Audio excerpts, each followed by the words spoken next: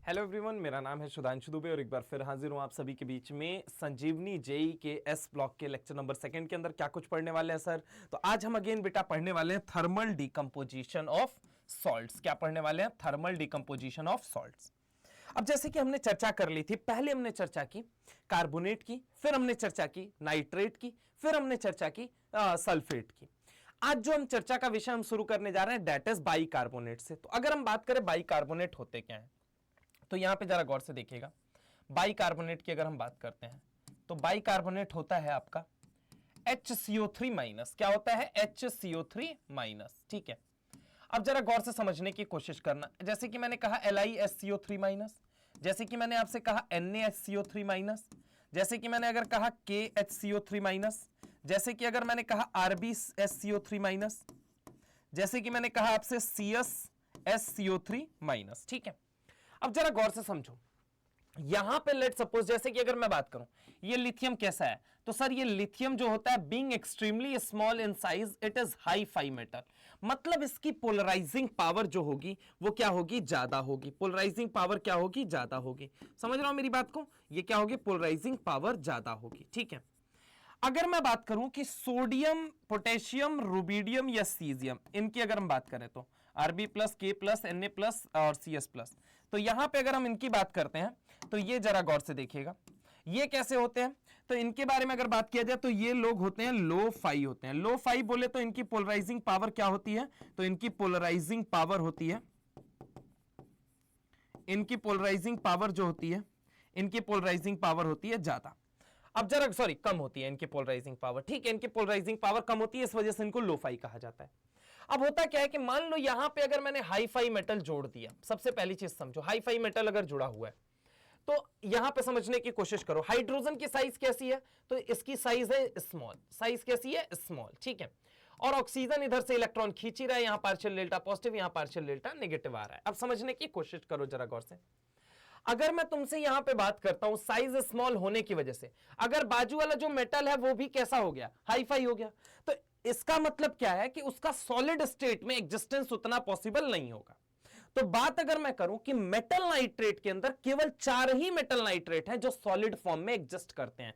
क्या बोला मैंने? मेटल नाइट्रेट में केवल 4 ही मेटल ऐसे मेटल नाइट्रेट कह रहा हूं, मेटल बाइकार्बोनेट में ऐसे 4 ही मेटल बाइकार्बोनेट हैं जो सॉलिड फॉर्म में एग्जिस्ट करते हैं। ठीक है, तो वो कौन कौन से लोग हैं? तो मैं आपको बता दूं NaSCO3, KSCO3, RbSCO3, CsS3O3। ठीक है, तो अगर हम बात करें मेटल बाइकार्बोनेट में एज पर योर सिलेबस अगर मैं बात करता हूं तो मेटल बाइकार्बोनेट में केवल चार बाइकार्बोनेट हैं। 4 बाइकार्बोनेट सॉलिड फॉर्म में एग्जिस्ट करते हैं, सॉलिड फॉर्म में एग्जिस्ट करते हैं, सॉलिड फॉर्म में एग्जिस्ट करते हैं। कौन कौन से हैं वो 4 सर? तो एक है NaSCO3, उसके बाद अगर हम बात करते हैं तो KHCO3 होता है। ठीक है, तो यहां पे जरा गौर से देखिएगा। सॉरी, मेटल बाइकार्बोनेट में सॉलिड फॉर्म में 4 ही एग्जिस्ट करते हैं, और वो 4 कौन कौन से हैं? तो 4 है NaSCO3, उसके बाद से होता है KSCO3, एंड देन कौन होता है? RbSCO3, एंड होता है CsSCO3।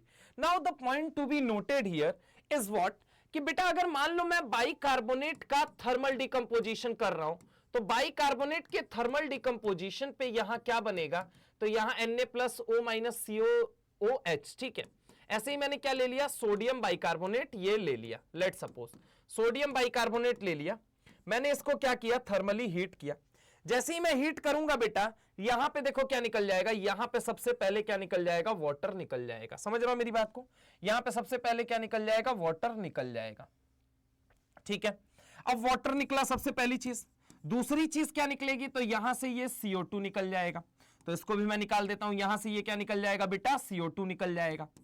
प्लस अगर मैं बात करता हूं तो यहां पे बचा क्या रह गया? तो आपका एक Na बचा रह गया, ये दूसरा Na, तो Na कितना हो गया? 2 हो गया। Na2 लिख देता हूं मैं। ठीक है, हाँ, अगर मैं आपसे बात करता हूं CO कितना बचा हुआ है? तो एक C बचा हुआ है, तो Na2C। ऑक्सीजन कितना बचा है? 1 2, और कौन सा बचा हुआ है? तो हाँ बस, और एक ये 3, तो ये बन गया Na2CO3 बन जाता है। अब अगर मैं आपसे बात करूं तो इसको कहा जाएगा वॉशिंग सोडा। ठीक है, जनरल फॉर्मूले की अगर मैं बात करूं तो ये आपका क्या है? Washing soda. ठीक है, और ये क्या होता है NaSCO3 को अगर हम बात करें यहां पे अगर हम बात करें तो ये क्या होता है बेकिंग सोडा, बेकिंग सोडा होता है। हालांकि फॉर्मूला तो अलग होता है, ठीक है, मैं जनरल फॉर्मूले की बात कर रहा हूं। Na2CO3 है और NaSCO3 है। NaSCO3 की अगर मैं बात करता हूं तो date is the formula NaSCO3.10H2O होता है आपका बेकिंग सोडा। कहां यूज किया जाता है तो सॉल्वे अमोनिया प्रोसेस, जब आगे हम पढ़ेंगे अभी तब हम वहां पे इसकी चर्चा करेंगे। सॉल्वे अमोनिया प्रोसेस बहुत ज्यादा इंपॉर्टेंट प्रोसेस होता है, तो सॉल्वे अमोनिया प्रोसेस जब हम चर्चा का विषय हमारा बनेगा तो वहां हम डेफिनेटली बेकिंग सोडा के ऊपर चर्चा करने वाले हैं। तो इसको देख लीजिए पहले, फिर हम आगे चलते हैं नेक्स्ट पे। ये लास्ट था, ठीक है, ये लास्ट बाइकार्बोनेट की अगर हम बात करें तो ये लास्ट पॉलीएटॉमिक एनायन था बाइकार्बोनेट, तो ये लास्ट था, ठीक है। अब हम इसके आगे नेक्स्ट पे चलने वाले हैं, ठीक है। चलिए नेक्स्ट पे चलते हैं, नेक्स्ट पे चलते हैं बेटा। तो हम सबसे पहली चीज यहां पे जो चर्चा करने वाले हैं that is thermal decomposition, thermal decomposition, thermal decomposition, thermal decomposition of monoatomic salts, thermal decomposition of monoatomic salts. अब देखो इस मोनोएटॉमिक सॉल्ट्स का कोई लेना देना हाईफाई या लोफाई के नेचर से नहीं रहने वाला है। अब यहां पे किस चीज से लेने देना है तो यहां पे जरा गौर से समझो, यहां पे सब कुछ लेना देना किससे है, लैटिस एनर्जी से। किससे है, लैटिस एनर्जी से। यानी कि अगर मैं बात करूं thermal stability, thermal stability is directly proportional to, thermal stability is directly proportional to what, lattice energy. किसके डायरेक्टली प्रोपोर्शनल होता है, लैटिस एनर्जी।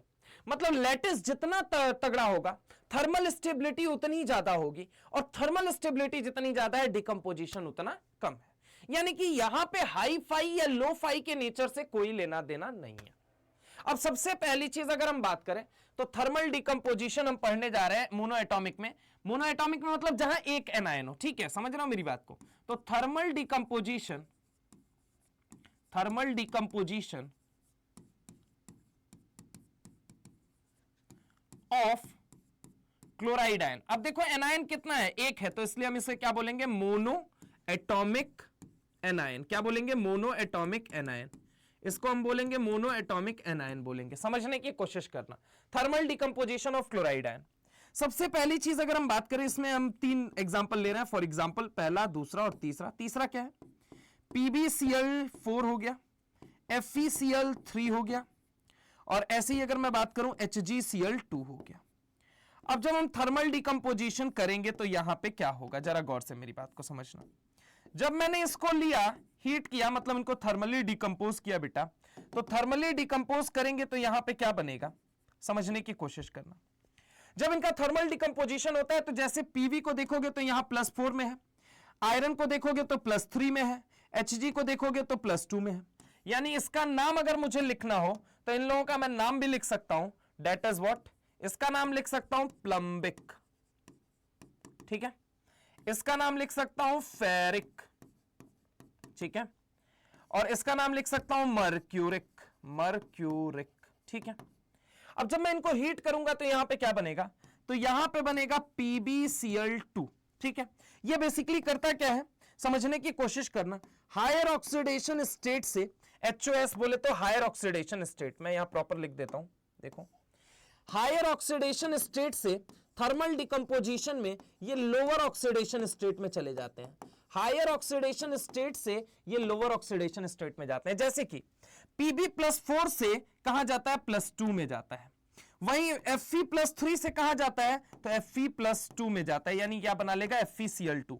Hg+2 से कहां जाता है, तो +1 में, यानी Hg2Cl2 में। यानी कि ये क्या कर रहा है, हायर ऑक्सीडेशन स्टेट से ये लोग कहां जा रहे हैं, लोअर ऑक्सीडेशन स्टेट में जा रहे हैं। तो हायर ऑक्सीडेशन स्टेट से ये कहां जा रहे हैं, लोअर ऑक्सीडेशन स्टेट में जा रहे हैं। कहां जा रहे हैं, लोअर ऑक्सीडेशन स्टेट में। प्लस अगर मैं बात करता हूं यहां पे क्या निकलता है, तो Cl2 निकलता है।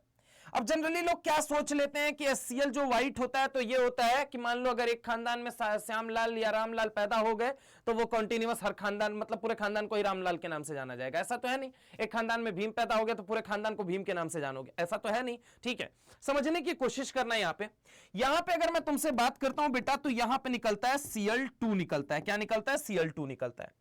अब एक्चुअल में Cl2 का कलर कैसा होता है? लोग सोचते हैं Cl को सोच के अच्छा ये व्हाइट कलर का होगा, जबकि ऐसा नहीं है। Cl2 जो है बेटा, Cl2 जो है ये किस कलर का होता है? तो Cl2 आपका ग्रीन येलो कलर का वेपर होता है। किस कलर का होता है? तो मैं छुप के लिख रहा हूं, मुझे पता है, लेकिन कोई बात नहीं, अब आपको ये दिखाई देगा बढ़िया तरीके से। तो ये किस कलर का वेपर होता है? तो ग्रीन येलो कलर का वेपर होता है। तो हमें कैसे पता लगेगा कि इनका थर्मल डिकम्पोजिशन हुआ है या नहीं हुआ है? तो हम ग्रीन येलो कलर का सब्सटेंस देख के या वेपर देख के हम ये बता सकते हैं यहां पे कि हाँ भाई यहां पे क्या हुआ है, यहां पे थर्मल डिकम्पोजिशन हुआ है। ये अपने हायर ऑक्सीडेशन स्टेट से लोअर ऑक्सीडेशन स्टेट की तरफ आए हुए हैं। तो यहां पे मुझे देख के ये पता लग जाएगा। तो ठीक है, तो अगर हम बात करें सबसे पहली चीज thermal decomposition of chloride ion. अच्छा, क्लोराइड आयन में भी कौन सा? एनहाइड्रस क्लोराइड आयन की हम बात कर रहे हैं। किसकी बात कर रहे हैं? एनहाइड्रस क्लोराइड आयन की। ठीक है, तो ये एनहाइड्रस का मतलब क्या होता है? सूखा। सूखा मतलब जिसमें पानी नहीं है। सूखा मतलब जिसमें पानी नहीं है, पानी नहीं है। समझ रहे हो मेरी बात को? पानी नहीं है, तो ये होता है। ठीक है, तो इसको देख लीजिए, फिर हम आगे चलते हैं फटाफट से। पहले इसको देख लो, नोट कर लो, फिर हम आगे चलते हैं। चलिए आगे चले, बोलो। चलो अब हम आते हैं किसके ऊपर बेटा? अब हम आते हैं नेक्स्ट पड़ाव। नेक्स्ट पड़ाव हम आते हैं, that is thermal decomposition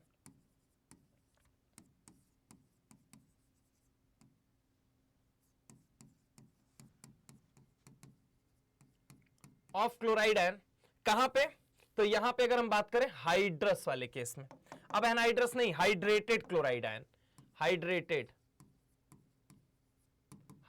chloride ion बहुत ज्यादा इंपॉर्टेंट सेगमेंट है जो मैं कराने जा रहा हूं, जरा गौर से सुनना। यहां पे सबसे पहली चीज अगर मैं बात करूं, that is BeCl2 and then MgCl2 then CaCl2 then SrCl2 then BaCl2 dot यहां पे कितना हो गया? 4H2O। कितना हो गया बोलो बेटा? 4H2O।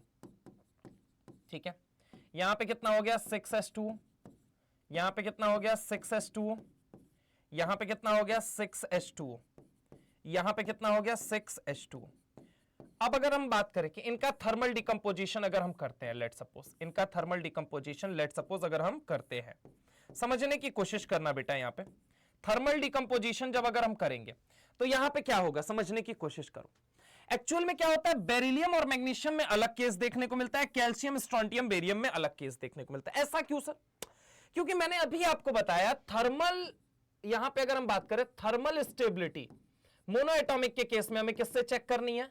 तो हमें किससे चेक करनी है बोलो बेटा? लैटिस एनर्जी से। किससे? लैटिस एनर्जी से। थर्मल स्टेबिलिटी ज्यादा, लैटिस एनर्जी मतलब लैटिस एनर्जी कहा जाता है लैटिस उतना तगड़ा होगा जितना ज्यादा थर्मल स्टेबिलिटी होगी, या फिर ऐसे बोलो लैटिस जितना तगड़ा है थर्मल स्टेबिलिटी उतनी ज्यादा है, और थर्मल स्टेबिलिटी जितनी ज्यादा है डिकम्पोजिशन उतना कम होगा। और लैटिस एनर्जी की अगर हम बात करें बेटा तो लैटिस एनर्जी किस पे डिपेंड करता है? Is directly proportional to charge and is inversely proportional to size. ठीक है, अब देखो यहां पे बी भी +2 में है, Mg भी +2 में है, Ca भी +2 में है, Sr भी +2 में है, Ba भी +2 में है। मतलब अगर मैं बात करूं इनके बारे में तो हमें डिस्कस करने की जरूरत ही नहीं है कि आप अगर बात करेंगे तो इन सारे केटायन के ऊपर साइज तो चार्ज तो एक समान है। अब बचा मुद्दा क्या? साइज का। तो आपको पता है बेटा टॉप से बॉटम जाओगे आप, जैसे जैसे ऊपर से नीचे जाओगे, ठीक है, टॉप से बॉटम जाओगे, तो यहां पे ये बेरिलियम कौन से पीरियड का है? सेकंड। मैग्नीशियम कौन से का है? थर्ड।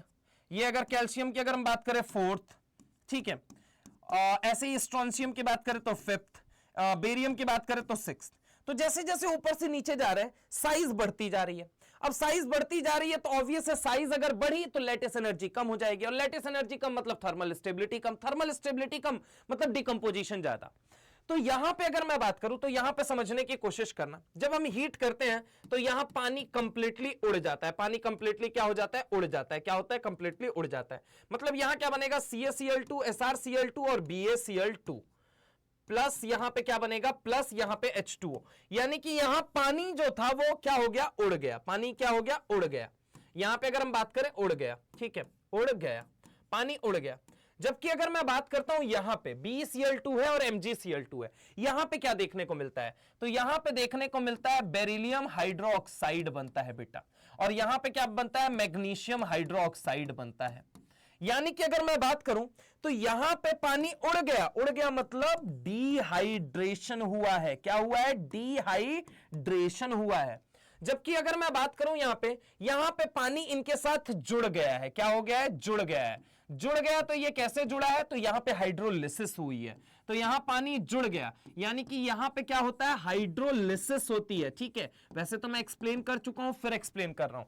यहां पे हाइड्रोलिसिस होता है, यानी यहां पानी जुड़ता है और यहां पे पानी उड़ता है। क्या मेरी बात समझ में आई? तो यहां पे हाइड्रोलिसिस होता है, जबकि यहां पे क्या होता है बेटा? डिहाइड्रेशन होता है। क्या ये बात समझ में आई? तो ये पानी यहां पे जुड़ गया और यहां पे पानी उड़ गया। अब मुद्दे का विषय क्या है और यहां पे डिस्कशन का पॉइंट क्या है वो समझने की कोशिश करो। अब जैसे कि अगर हम बात करते हैं बेरिलियम के, मैग्नीशियम के अंदर, तो क्या सर एक बात बताओ, अगर मान लो कई दफा ऐसा होगा कि आपको स्ट्रॉन्ग हीट दे दिया जाए, यहां पे पहला केस तो याद रखो कि यहां पे अगर स्ट्रांगली हीट कर दिया जाए, कैसा हीट कर दिया जाए बेटा?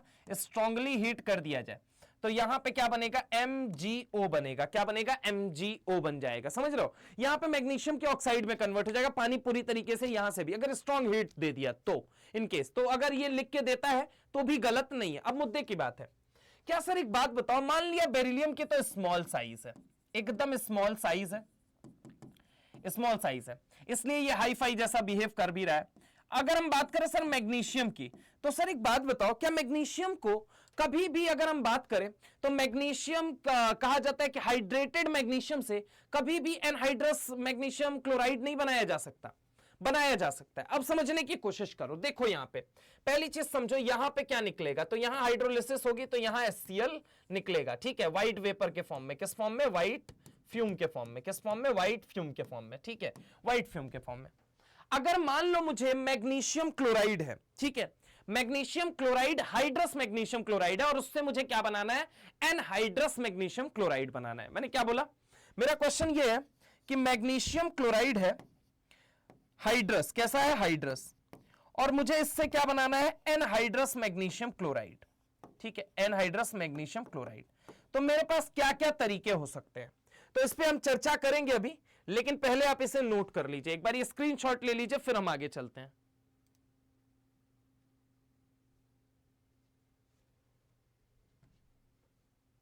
आओ देखो यहां पे मैंने क्या कहा कि मेरे पास क्या है? एनहाइड्रस सॉरी हाइड्रस है ना मेरे पास, तो मेरे पास क्या है? हाइड्रस मैग्नीशियम क्लोराइड, और मुझे इससे क्या बनाना है? एनहाइड्रस MgCl2 बनाना है। ठीक है, तो मैं कैसे बना सकता हूं? हाइड्रस MgCl का मतलब हो गया 6H2O। ठीक है, इससे मुझे एनहाइड्रस MgCl बनाना है। एक बात मुझे बताओ कि बारिश का जब सीजन आता है, तो बारिश के सीजन में कपड़ा सुखाते हो तो धीरे धीरे सूखता है या तेज तेज सूखता है? तो सर बहुत धीरे धीरे सूखता है, क्योंकि बाहर क्या है? मॉइस्चर है। ठीक है, ठंड के दिनों में जब कपड़े सुखाते हो तो बहुत लेट से सूखता है, क्योंकि बाहर क्या है? मॉइस्चर है, ओस की बूंदें होती हैं। ठीक है, अब ऐसे ही अगर मैं तुमसे बात करूं, गर्मी में कपड़े सुखाते हो तो बहुत तेजी से सूख जाता है। अब लेट सपोज दैट कि मैंने कहा तुम्हें कि मुझे क्या चाहिए कि यहां पे MgCl2.6H2O है। ठीक है, और मुझे इससे क्या बनाना है? एनहाइड्रस MgCl2 बनाना है। कैसे बना सकता हूं? तो अगर मैं तुमसे बात करूं MgCl2.6H2O को HCl वेपर की प्रेजेंस में, किसकी प्रेजेंस में? HCl वेपर की प्रेजेंस में जब हम ट्रीट करते हैं, HCl वेपर की प्रेजेंस में, मतलब HCl की नमी के प्रेजेंस में। ठीक है, नमी की प्रेजेंस में HCl वेपर मतलब नमी अगर मैं बाहर रखता हूं तो होगा क्या? यहां से हाइड्रोलिसिस होगी, क्या बनेगा? यहां से हाइड्रोलिसिस होगी MgOH का होल ट्वाइस, नो डाउट मैंने कहा कि आपने बना दिया। ठीक है, लेकिन होगा क्या, यहां का H वाला पार्ट आके OH वाले पार्ट को यहां से एलिमिनेट करके और फाइनली किस में कन्वर्ट करा देगा, MgCl2 में कन्वर्ट करा देगा। यानी कि अगर मैं बात करूं कि हाइड्रस मैग्नीशियम क्लोराइड से मुझे एनहाइड्रस मैग्नीशियम क्लोराइड बनाने का शौक है, तो मैं एटमॉस्फेयर में क्या रखूं, तो एटमॉस्फेयर में अगर हम बात करें HCl का वेपर रखें जिस एटमॉस्फेयर में हम प्रिपेयर कर रहे हैं, तो बेहतर होगा कि मैग्नीशियम क्लोराइड वहां पे बनता हुआ नजर आ जाए। तो ये पहली बात होती है, ठीक है, ये पहली बात है। दूसरी बात ये है कि मान लो AlCl3.6H2O ले लिया, अब इसका थर्मल डिकम्पोजिशन करेंगे तो क्या होगा। यहां पे अगर दूसरा क्वेश्चन ये है कि इफ AlCl3 को ले लिया और इसको थर्मली डिकम्पोज कर दिया, ठीक है, तो यहां पे अगर हम बात करें तो what is the product obtained, what is the product obtained, question ये है what is the product obtained, product क्या ऑब्टेन किया जाएगा यहां पे। तो देखो बेटा जरा गौर से यहां पे समझने की कोशिश करो, यहां पे तरीके सुनो। मैंने कहा कि यहां पे देखो सॉल्यूशन, देखो यहां पे देखो AlCl3.6H2O है, ठीक है। अब अल्युमिनियम कैसा है बेटा, तो अल्युमिनियम की अगर हम बात करें तो यहां पे जरा गौर से समझने की कोशिश करो। अल्युमिनियम जो है, अल्युमिनियम जो होता है बेटा, ये कैसा होता है, हाई फाई होता है। अरे क्या सर आप ऐसे कैसे बोल रहे हो हाई फाई, बेटा मैंने बताया ना, सोडियम पोटेशियम रुबिडियम सीजियम को छोड़ दो तो बाकी सब हाई फाई है। अब हाई फाई है तो हाई फाई वाले के अंदर कैसा कैरेक्टर ज्यादा होगा, तो सर हाई फाई वालों के अंदर कोवेलेंट कैरेक्टर ज्यादा होगा। कैसा कैरेक्टर ज्यादा होगा, कोवेलेंट कैरेक्टर ज्यादा होगा। अगर कोवेलेंट कैरेक्टर ज्यादा है तो यानी कि इसका क्या होगा, हाइड्रेशन होगा या हाइड्रोलिसिस होगी। तो जवाब है सर कि ये एक्चुअल में अगर देखा जाए तो लो फाई तो है नहीं कि आयनिक कैरेक्टर ज्यादा है, इसका क्या कराओ, हाइड्रेशन कराओ। ये क्या होगा, यहां पे अगर हम बात करें तो जल अपघटन होगा यानी हाइड्रोलिसिस होगी। क्या होगी, हाइड्रोलिसिस होगी। अब यहां पे जब आप हाइड्रोलिसिस करवाते हैं बेटा, यहां पे हाइड्रोलिसिस जब करवाएंगे तो बनेगा क्या, यहां पे बनता है AlOH का होल थ्राइस, जिसे हम कहते हैं जिलेटेनियस व्हाइट पीपीटी। कैसा होता है ये, जिलेटेनियस व्हाइट पीपीटी, जलनुमा सफेद अवक्षेप होता है। क्या होता है, जलनुमा सफेद अवक्षेप। और इस जिलेटिनियस व्हाइट पीपीटी को लेके फर्दर जब मैं हीट करूंगा बेटा, तो ये किस में कन्वर्ट होगा, तो Al2O3 में कन्वर्ट होगा, अल्युमिनियम के ऑक्साइड के अंदर। एक बार जेईई मेंस के अंदर मैं तुम्हें सच बताऊं तो यहां से लेके यहां तक वाला पोर्शन आ भी गया है। जेईई मेन के अंदर यहां से लेके यहां तक वाला पोर्शन आ गया है। अगर AlCl3.6H2O को लेके आप हीट करते हैं तो पहले तो जिलेटेनियस व्हाइट पीपीटी बनाएगा, लेकिन अगर आप बहुत ज्यादा उसे हीट कर देते हैं तो वो बनाएगा आपका Al2O3। क्या बनाएगा बेटा, Al2O3 बनाएगा। तो यहां पे फाइनल प्रोडक्ट जब आप देखोगे दैट इज Al2O3 बनता है। तो उसको देख लो, नोट कर लो, फिर हम आगे चलते हैं नेक्स्ट पोर्शन की तरफ अपने, ठीक है।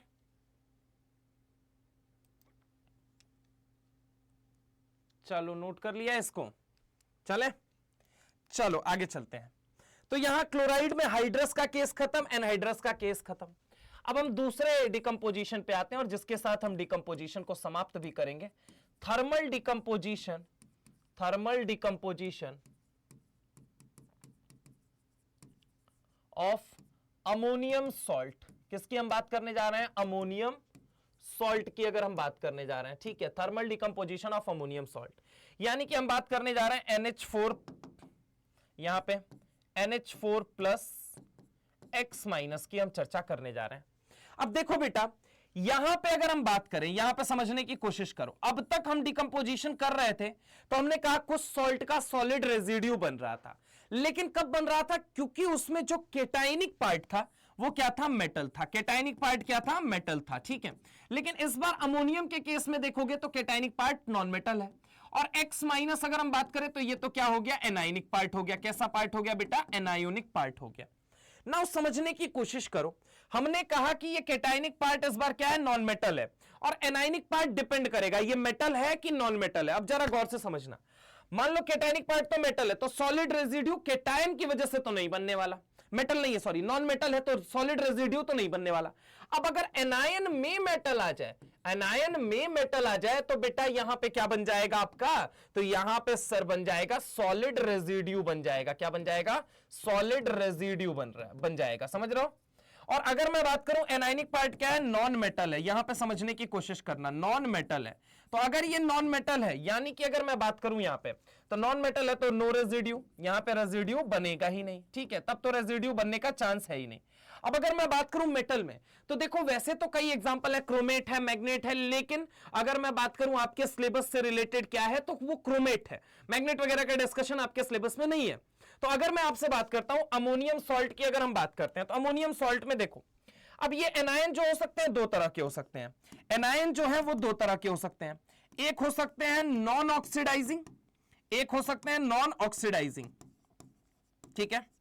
नॉन ऑक्सीडाइजिंग बोले तो थोड़े अच्छे किस्म के एनायन, थोड़े अच्छे किस्म के एनायन, समझ रहा हो मेरी बात को, अच्छे किस्म मतलब वो जो नाइट्रोजन से इलेक्ट्रॉन छीनेंगे नहीं, खींचेंगे नहीं, समझ रहा हो मेरी बात को, जो थोड़े मतलब शरीफ टाइप के एनायन है ना, उन्हें हम कहते हैं नॉन ऑक्सीडाइजिंग एनायन। सर ऐसे कौन कौन से शरीफ लोग हैं, जरा हमें भी तो बताइए, हम भी तो जाने उनके बारे में। तो बेटा आइए बताते हैं, जैसे कि आपके वो क्लोराइड माइनस है, जैसे कि अगर मैं बात करूं ब्रोमाइड आयन, जैसे कि आपका हो गया कार्बोनेट, जैसे कि आपका हो गया सल्फेट, समझ रहा हूं मेरी बात को। ये लोग कैसे हैं, तो ये लोग हैं आपके नॉन ऑक्सीडाइजिंग एनायन। क्या है, नॉन ऑक्सीडाइजिंग एनायन है। क्या है बोलो बेटा, नॉन ऑक्सीडाइजिंग एनायन है। क्या ये बात समझ में आई, ये सब लोग नॉन ऑक्सीडाइजिंग एनायन है। ये कहते हैं नाइट्रोजन देख, मुझे तेरे इलेक्ट्रॉन से कोई लेना देना नहीं है, हम तेरा इलेक्ट्रॉन खींचने नहीं आए।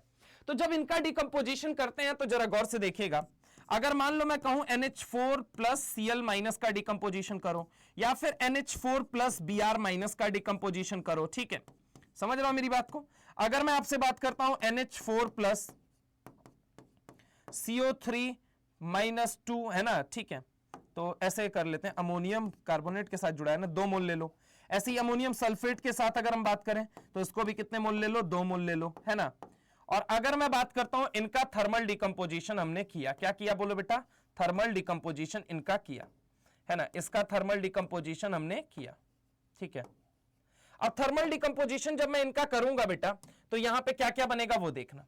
यहां पे थर्मल डिकंपोजिशन करेंगे तो बेटा यहां से क्या होगा, सिंपली H+ निकलेगा, यहां से सिंपली क्या होगा, H+ निकलेगा, यहां से क्या होगा तो बेटा 2 H+ निकलेंगे, क्योंकि 2 मोल लिया है। यहां से क्या करो, 2 H+ निकाल दो, बचा क्या, NH4 के पास। तो सर NH4 के पास तो अब NH3 बचा, क्योंकि H+ तो आपने निकाल दिया, NH4 के अंदर H+ को आपने निकाल दिया, बचा क्या बच्चा, तो यहां NH3 बचा।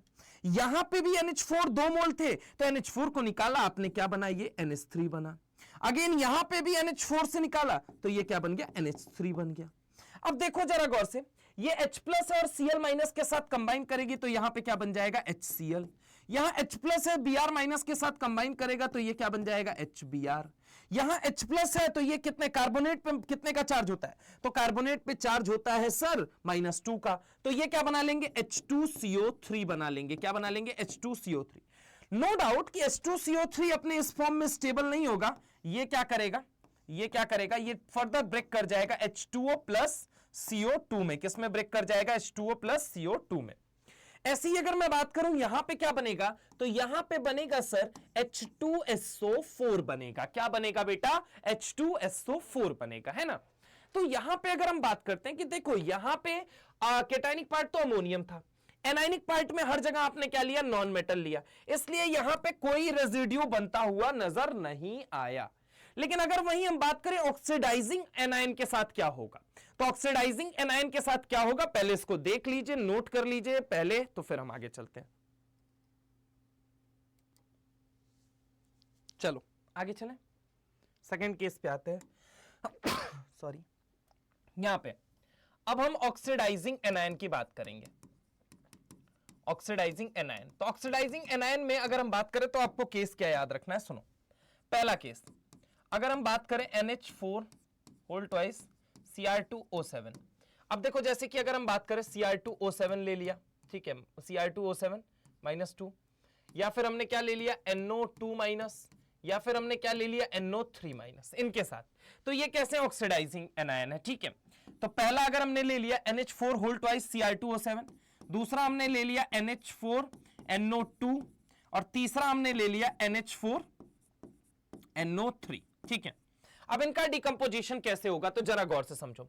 सबसे पहले जब मैं इनको हीट करूंगा बेटा, जब मैं इनको क्या करूंगा, हीट करूंगा, जब मैं इनको क्या करूंगा, हीट करूंगा, जब मैं इनको हीट करूंगा बेटा तो यहां पे क्या होगा, समझने की कोशिश करना। ये केस थोड़ा सा मैं कहूंगा कि आपको ये दोनों तो चलो समझने के लिए ट्रिक के फॉर्म में मैं बता भी दे रहा हूं, लेकिन वो ट्रिक सिर्फ यहीं तक के लिए है ना, हर जगह मत लगा देना।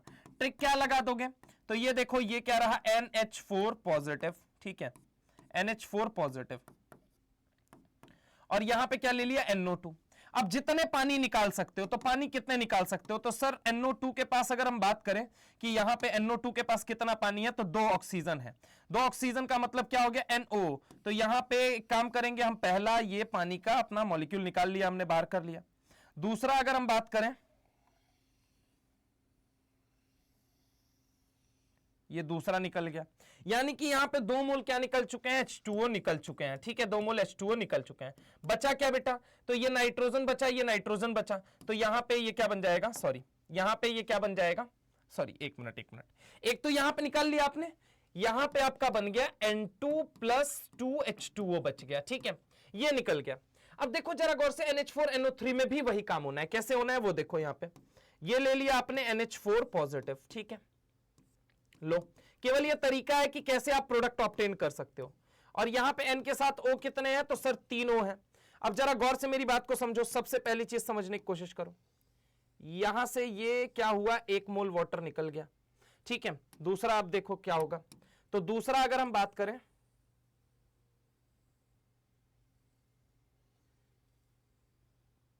ये दूसरा मोल निकल गया। बचा क्या आपके पास, तो बचा हमारे पास सर ये, एक तो ये वाला N बचा है, फिर ये क्या बचा है, O बचा है, NO बचा है, क्या बचा है, NO बचा है, समझ रहे हो मेरी बात को, ये क्या बचा है, NO बचा है, ठीक है।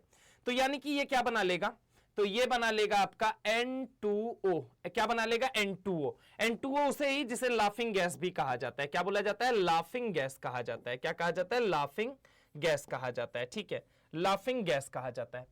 अब अमोनियम क्रोमेट में आ जाते हैं, तो एकमात्र अमोनियम सॉल्ट है, फिर से सुनना मेरी बात को, पी ब्लॉक क्लास 12th के अंदर जब आप जाओगे ग्रुप नंबर 15 पढ़ोगे, तो वहां पे आपको सुनने को मिलेगा, एकमात्र अमोनियम सॉल्ट है, एकमात्र अमोनियम सॉल्ट है,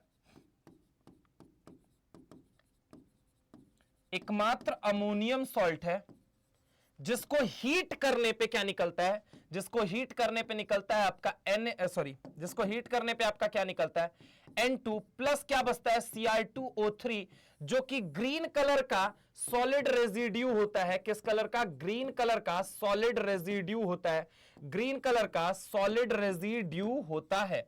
प्लस यहां पे क्या निकलता है बेटा, तो प्लस यहां पे निकलता है बेटा आपका H2O, क्या निकलता है, H2O निकलता है, क्या निकलता है, H2O निकलता है, समझ रहे हो मेरी बात को। प्लस यहां पे क्या निकलता है, H2O निकलता है, ठीक है। तो ये ग्रीन कलर का सॉलिड रेजिड्यू होता है, जो कि कहा जाता है एकमात्र अमोनियम कहा जाता है सॉल्ट होता है, जिसको हीट करने पे हमें ग्रीन कलर का सॉलिड रेजिड्यू मिलता है, या रेजिड्यू मिलता है, वो है अमोनियम क्रोमेट। कौन सा है, अमोनियम क्रोमेट, ठीक है। तो यहां पे जरा गौर से मेरी बात को समझना। अच्छा, कहा जाता है कि पटाखों के अंदर आतिशबाजी के लिए इसे यूज किया जाता है, समझ रहा हो मेरी बात को, तो आतिशबाजी के लिए, ठीक है, क्योंकि डिफरेंट कलर के क्रिंचेस आते हैं, फ्लेम्स आते हैं ना, तो इस वजह से कहा जाता है कि इसको आतिशबाजी मतलब for used in crackers, used in crackers, ठीक है, क्रैकर्स के अंदर इसका यूज किया जाता है, ठीक है। क्योंकि अगर मैं बात करूं इसका नहीं, बेसिकली अमोनियम क्रोमेट का यूज किया जाता है। तो अमोनियम क्रोमेट के बारे में क्या याद रखोगे, एकमात्र ऐसा अमोनियम सॉल्ट है जिसको हीट करने पे सॉलिड रेजिड्यू मिलता है, दैट इज Cr2O3, और साथ में क्या निकलता है बेटा, तो साथ में आपका H2O निकलता है। और अगर हम बात करें यहां पे फॉर्मेशन किसका हो रहा है, कौन सी गैस का, दैट इज N2 का। तो ग्रुप नंबर 15 के अंदर डाई नाइट्रोजन के प्रिपरेशन के अंदर जब बात की जाती है, तो कहा जाता है कि अमोनियम क्रोमेट का वहां पे यूज किया जाता है। लेकिन दिक्कत पता है क्या है, कि सर ये जो नाइट्रोजन निकलेगा यहां पे, ये प्योर नाइट्रोजन होगा या इम्प्योर। देखो बेटा, अगर आप देखोगे यहां पे, तो यहां पे क्या है, ऑक्सीजन है, यहां पे भी क्या है, ऑक्सीजन है। तो फर्दर चांसेस है कि वो O जो है N के साथ रिएक्ट कर जाए और रिएक्ट करके N2O बना ले। That is why this is not the method to get the pure nitrogen. ये वो मेथड नहीं है जिससे प्योर नाइट्रोजन पाया जा सके।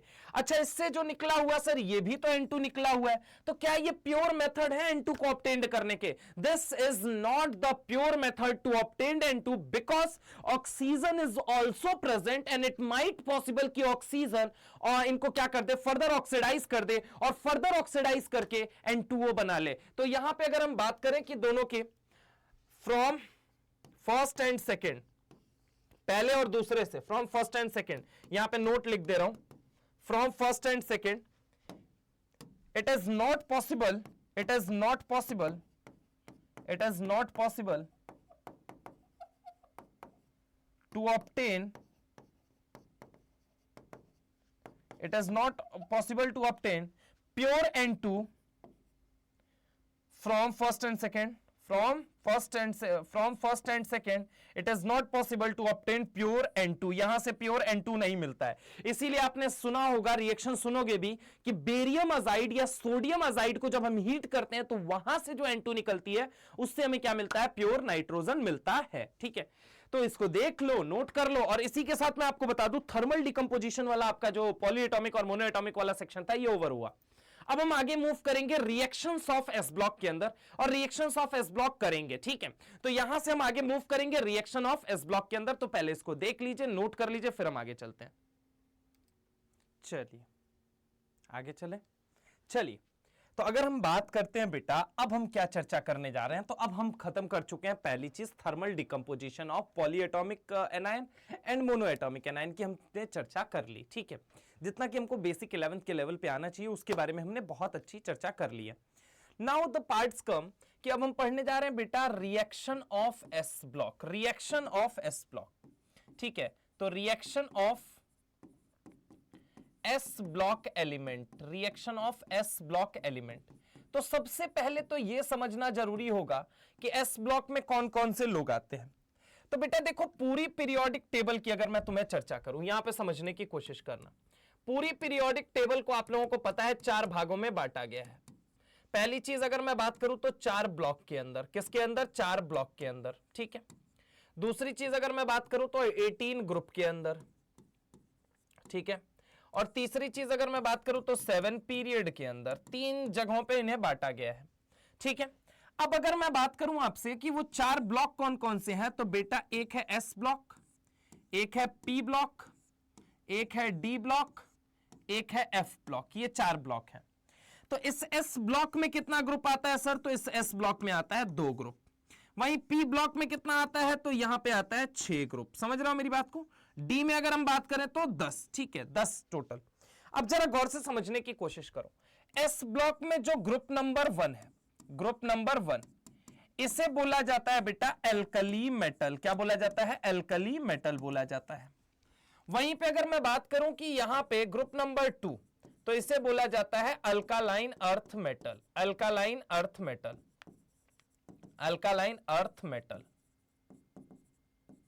ठीक है, अब देखो अल्कली मेटल में अगर हम बात करें तो कौन कौन से लोग हैं, तो ली, ना, की, रब, से, फरियाद, है ना। ये रेडियो एक्टिव होने की वजह से इसकी स्टडी हम नहीं करते हैं। किसकी वजह से, रेडियो एक्टिव नेचर होने की वजह से। ठीक है, जबकि अल्कलाइन अर्थ मेटल में अगर हम बात करें तो बेटा, मांगे, कार, स्कूटर, बाप, राजी। इसके बारे में अगर चर्चा किया जाए तो आउटर शेल का अगर जनरल कॉन्फ़िगरेशन मैं बोलूं तो जनरल कॉन्फ़िगरेशन कैसा होता है, general configuration that is NS1। यहां पे जनरल कॉन्फ़िगरेशन क्या होता है, NS1। और यहां पे जनरल कॉन्फ़िगरेशन कितना होता है बेटा, तो यहां पे होता है NS2। यहां NS1 होता है और यहां कितना होता है बेटा, NS2 होता है। नाउ ट्राई टू अंडरस्टैंड, यहां पे हम रेडियम की उतनी डिटेल स्टडी नहीं करेंगे और यहां पे हम फ्रांसियम की उतनी डिटेल स्टडी नहीं करेंगे। अभी जो हम पोर्शन शुरू करने जा रहे हैं वो अल्कली मेटल से रिलेटेड होने वाला है। तो सबसे पहली चीज जो हम शुरू करने जा रहे हैं बेटा यहां पे, तो reaction of S block element यानी कि अल्कली मेटल। तो यहां पे मैं शुरू करने जा रहा हूं रिएक्शन ऑफ एल्कली मेटल की। ठीक है, रिएक्शन ऑफ एल्कली मेटल। ठीक है, तो रिएक्शन ऑफ एल्कली मेटल की जब हम चर्चा करते हैं तो सबसे पहली रिएक्शन विथ डाई नाइट्रोजन, किसके साथ बेटा? With die nitrogen, hold on, with किसके साथ? डाई नाइट्रोजन, डाई नाइट्रोजन के साथ, ठीक है। तो यहां पे अगर हम बात करें किसके किसके साथ पढ़ने वाले हैं, तो हम N2 के साथ रिएक्शन पढ़ेंगे। अभी तो हम N2 के साथ शुरू कर रहे हैं, लेटर ऑन हम O2 के साथ भी पढ़ेंगे, H2O के साथ भी पढ़ेंगे, लिक्विड NH3 के साथ भी पढ़ेंगे, मतलब पढ़ेंगे आगे। लेकिन अभी हम किसके साथ पढ़ने जा रहे हैं? N2 के साथ, ठीक है। तो अगर मैं आपसे बात करूं कि यहां पे मैंने ले लिया एल्कली मेटल, ठीक है, एल्कली मेटल प्लस मैंने क्या ले लिया बेटा? N2 ले लिया।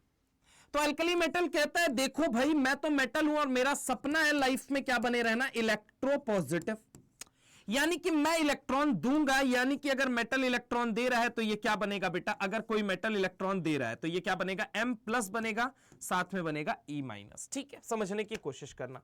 ये M+ बनेगा और E- बनेगा ना। अगर मैं आपसे बात करता हूं कि नाइट्रोजन के सर पे चार्ज कितना होता है, तो -3, यानी कि मेटल और नाइट्रोजन को जब पकड़ के भिड़ाओगे तुम, तो यहां पे क्या बनाएगा? M के ऊपर +1 है और N के ऊपर -3, इसका चार्ज इसके पांव में, इसका चार्ज इसके पांव में, यानी कि ये क्या बन जाएगा? M3N, मेटल नाइट्राइड बन जाएगा। क्या बन जाएगा बेटा? बोलो जल्दी। Metal nitride. क्या बन जाएगा? मेटल नाइट्राइड बन जाएगा। अब समझने वाली बात यह है कि सर वो कौन कौन से अल्कली मेटल हैं जो कि डाई नाइट्रोजन के साथ रिएक्शन शो करेंगे। तो जब आप एनसीईआरटी, गीता, बाइबल, कुरान यानी अपनी माता रानी को पढ़ेंगे तो यहां पे पता चलेगा एकमात्र जो अल्कली मेटल है, that is only lithium can react with dinitrogen. Lithium ही एकमात्र ऐसा है जो डाई नाइट्रोजन के साथ रिएक्ट कर सकता है। सबसे पहली वजह, ऐसा क्यों बेटा? डाई नाइट्रोजन के साथ केवल लिथियम रिएक्ट कर पा रहा है, ऐसा क्यों? तो लिथियम का तो कारण है due to smaller size, smaller size होने की वजह से, एक्सट्रीमली स्मॉल साइज होने की वजह से हाई फाई बहुत बेहतरीन है, यानी कि ये नाइट्रोजन के इलेक्ट्रॉन को अपनी तरफ पोलराइज कर लेता है, दैट इज व्हाई ये नाइट्रोजन के साथ रिएक्ट कर जाता है। लेकिन नाइट्रोजन क्यों नहीं कर रहा है किसी और के साथ रिएक्ट? ये भी तो सवाल बनता है।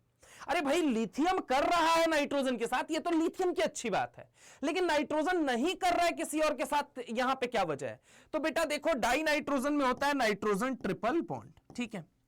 तो एक तो पहली चीज अगर हम बात करें कि नाइट्रोजन के अंदर due to high bond dissociation energy, इनके बॉन्ड को तोड़ने के लिए लगने वाली energy, that is bond dissociation energy, बहुत भयानक होती है।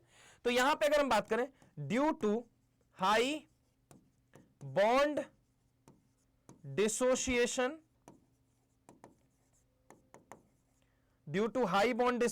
एनर्जी, ठीक है, हाई बॉन्ड डिसोसिएशन एनर्जी होने की वजह से N2 के बॉन्ड को तोड़ना इतना आसान नहीं है। N2 इज क्वाइट इनर्ट, इसीलिए रिएक्शन के अंदर इनर्ट एटमॉस्फेयर क्रिएट करने के लिए भी हमें N2 का ही उपयोग करना पड़ता है।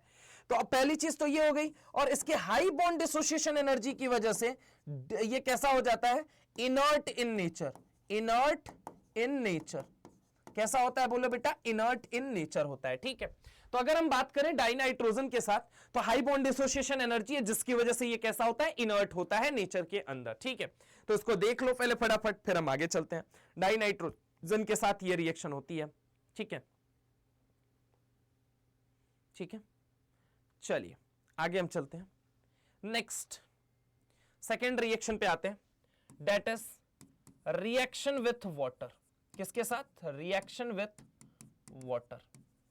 वाटर के साथ, ठीक है, और proton donors, reaction with water और प्रोटॉन डोनर्स दोनों के साथ हम बात करते हैं।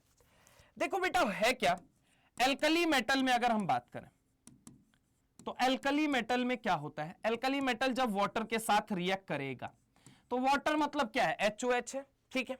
अब समझने की कोशिश करो, मेटल है साहब, मैं तो इलेक्ट्रोपॉजिटिव बने रहना चाहता हूं, यानी सर पे पॉजिटिव रखूंगा, बाजू वाले को मैं इलेक्ट्रॉन दूंगा। अब जब ये पानी के साथ रिएक्ट करेगा तो पानी के अंदर भी दो कंपोनेंट है, एक है H+ है और एक क्या है? OH- है। समझने की कोशिश करना, रटने वाला बिल्कुल नहीं लगेगा। H क्या करेगा? बड़ी आसानी से इलेक्ट्रॉन खाएगा। समझ रहा हो मेरी बात को? ऐसे अगर मैं बात करूं 2 मोल ले लिया तो 2 H+ है और 2 OH- है, 2 M+ है। समझ रहा हो मेरी बात को? 2 मोल सबको ले लो। तो यहां H जब इलेक्ट्रॉन खाएगा बेटा तो ये क्या बनाएगा, एक H इलेक्ट्रॉन खाया H फ्री रेडिकल, दूसरा H इलेक्ट्रॉन खाया दूसरा H फ्री रेडिकल, और ये दोनों H2 बन के यहां से क्या कर जाएंगे, उड़ जाएंगे। क्या कर जाएंगे बोलो बेटा, उड़ जाएंगे। अगर मैं मेटल की बात करता हूं, सिर्फ किसकी बात करता हूं, मेटल की, तो मेटल किसके साथ कंबाइन करेगा बोलो जल्दी, तो मेटल कंबाइन करेगा आपका OH के माइनस के साथ। ठीक है, तो यहां पे जो रिएक्शन पे प्रोडक्ट बनेगा डेट इज ये मोह मोह के धागे मेरी उंगलियों से जा उलझे, तो यहां MOH बन जाएगा, प्लस बेटा यहां क्या निकलेगा, प्लस यहां निकलेगा H2 गैस। क्या निकल जाएगा, H2 गैस निकल जाएगा। क्या निकल जाएगा बेटा, H2 गैस निकल जाएगा। ठीक है, अब अगर मैं तुमसे बात करता हूं कि क्या सर सारे जो अल्कली मेटल है वो सब के सब इसके साथ रिएक्ट करेंगे क्या, तो नहीं। अगर मैं आपसे बात करूं कि जनरली लिथियम को छोड़ दीजिए, लिथियम जो है वो जेंटल कहा जाता है, रिएक्शन शो करता है वाटर के साथ। तो लिथियम शो, पहला पॉइंट क्या मैं लिख रहा हूं, lithium show gentle reaction, gentle reaction with water, किसके साथ, पानी के साथ जेंटल रिएक्शन शो करता है। वहीं अगर मैं आपसे बात करूं, लिथियम जो है वो जेंटल रिएक्शन शो करता है किसके साथ, पानी के साथ। बाकी जो है वो फास्ट होते हैं, विग्रस होते हैं एंड एक्सप्लोसिव होते हैं। And rest of alkali metal, and rest of alkali metal, gentle का मतलब होता है बेटा धीमी गति से, किससे, धीमी गति से, धीमी गति से। ठीक है, गति अगर मात्रा गलती हो गई कोई बात नहीं, ठीक है। एंड रेस्ट अल्कली मेटल मतलब क्षार धातु, अल्कली मेटल को कहते हैं क्षार धातु, रेस्ट अल्कली मेटल क्षार धातु रिएक्ट, कैसा रिएक्शन शो करते हैं, विग्रस फास्ट एंड एक्सप्लोसिव। कैसा, explosive, vigorous fast and explosive reaction show करते हैं। समझ रहे हो मेरी बात को, लिथियम जो है वो जेंटल रिएक्शन शो करता है वाटर के साथ। अब ऐसा क्यों सर, अब इसके पीछे वजह क्या है, तो बेटा देखो केमिस्ट्री दो बातों से चलती है, केमिस्ट्री आपकी दो बातों से चलती है। एक चलती है बेटा थर्मोडायनेमिक्स से, एक किससे चलती है, थर्मोडायनेमिक्स से,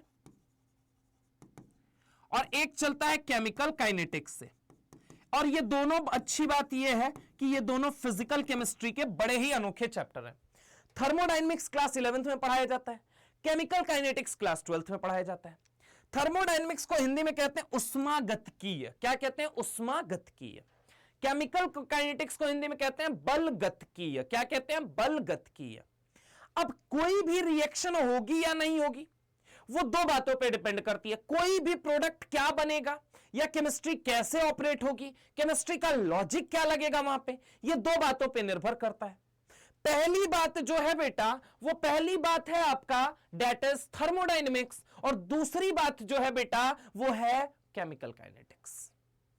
अगर मैं बात करूं जो रिएक्शन की एनर्जी वाले पार्ट से, एनर्जी वाले पार्ट से डील करता है, which deals with the part of which deals with energy वाला पार्ट, एनर्जी वाला पार्ट, ठीक है, that is known as your what, thermodynamics। और जो रेट से, वेलोसिटी से, स्पीड ऑफ रिएक्शन से डील करता है that is your chemical kinetics वाला पार्ट, which deals